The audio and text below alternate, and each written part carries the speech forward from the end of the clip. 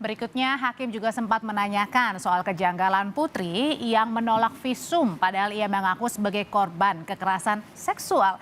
Hakim mencecar Putri karena alasannya bertolak belakang dengan latar belakang pendidikannya sebagai seorang dokter. Putri berdalih sebagai korban kekerasan seksual dirinya malu dan takut jika peristiwa ini terbuka dan menjadi aib bagi keluarga. Putri takut suaminya Ferdy Sambo tidak bisa menerima keadaannya. Setelah kejadian, saya itu hanya bisa diam dan tidak bisa berkata apa-apa karena saya bingung dan saya malu dengan apa yang terjadi pada saya.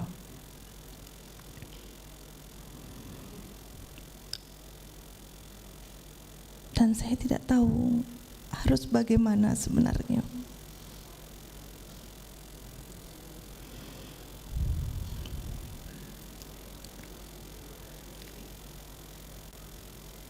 Waktu itu pun ada psikolog, tapi saya juga tidak berani untuk menceritakannya.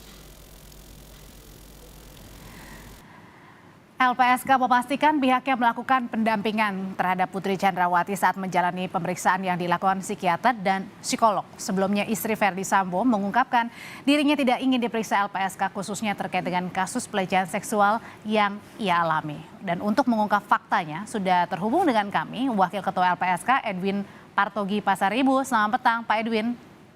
Selamat petang Pak Andre. Jadi apa yang mau ingin Anda klarifikasi mewakili LPSK tentang pernyataan Bu Putri ini? Ya, apa yang disampaikan Ibu PC ketika memberikan keterangan di persidangan bahwa LPSK mempertanyakan hubungan khusus antara Ibu PC dengan Brigadir Joshua itu sama sekali tidak benar. Karena pertanyaan itu sama sekali tidak ada. Ya. Jadi kalau seandainya kami diberikan kesempatan untuk juga memberikan klarifikasi di persidangan, bisa kami sampaikan, bisa kami buka kepada publik prosesnya seperti apa, termasuk kami memiliki video, kami memiliki rekaman audio, bagaimana proses itu berlangsung.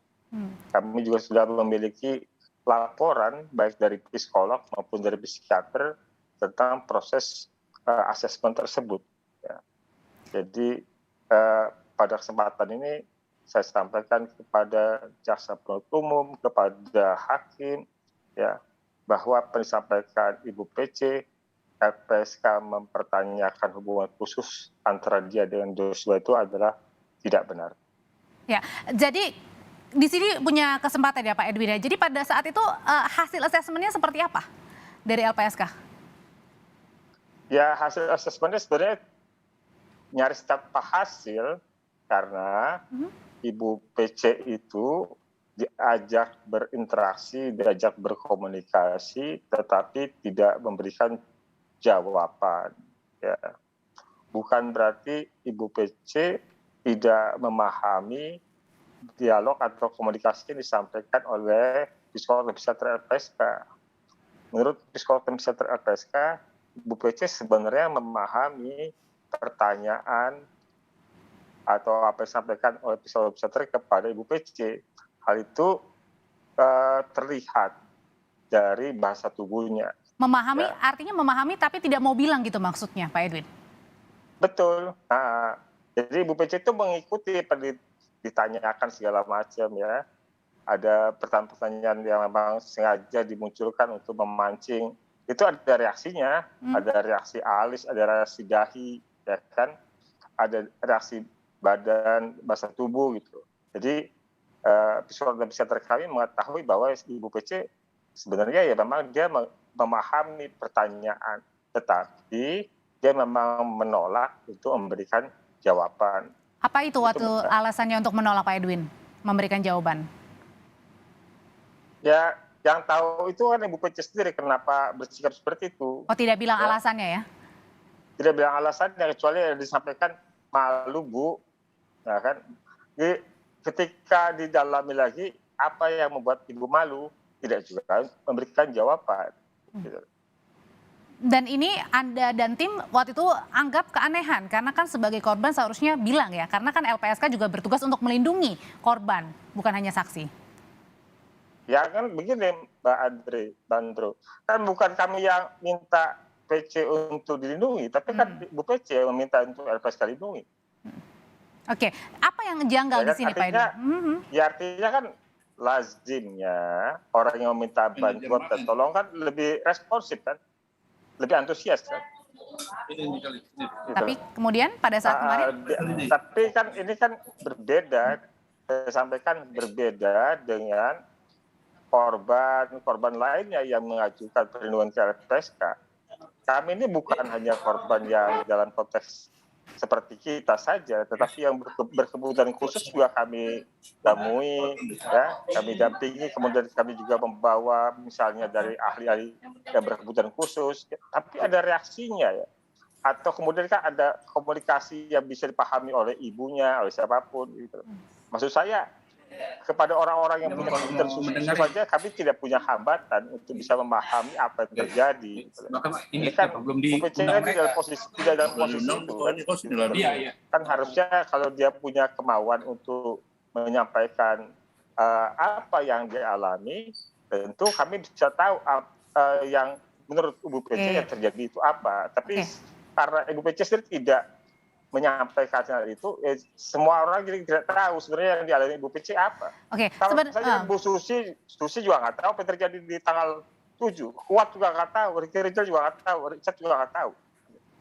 Ya, Pak Edwin, sebenarnya waktu itu formula atau pertanyaan-pertanyaannya apa sih yang sehingga kayaknya membuat Bu PC ini bukan kayaknya lagi, memang tidak mau menjawab. Apakah ada mengarah ke arah hubungan dengan Yosua kah?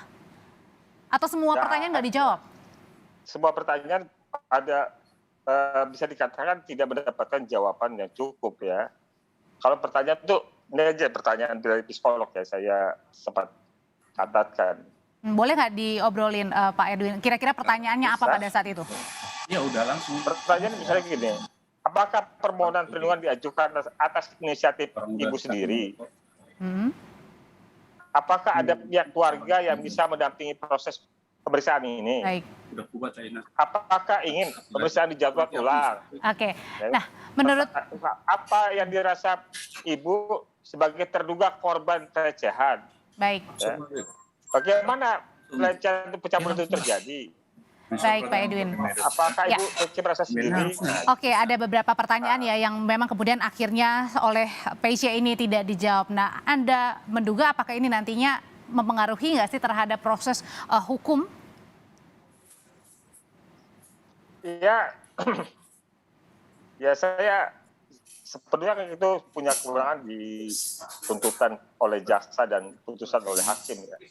Tetapi lagi-lagi ini kan seperti menebalkan ketidakpercayaan publik ya terhadap apa yang coba ditampilkan seolah-olah bahwa dirinya lah yang jadi korban gitu loh. Oke. Itu yang tidak teridentifikasi dari sejak awal bahwa Ibu PC korban. Itu yang kami sudah seringkali juga menyampaikan bahwa sulit memahami Ibu PC sebagai korban dari kekerasan seksual. Ya, menjadi korban, tapi pada saat ditanyakan oleh LPSK tidak ada satupun yang menjawab keterangan-keterangan dari Bu Putri Chandrawati. Terima kasih informasinya. Wakil Ketua LPSK Edwin Partogi Pasaribu sudah berbagi di Kompas Petang. Saya selalu Pak Edwin. Selamat Mbak, makasih Mbak.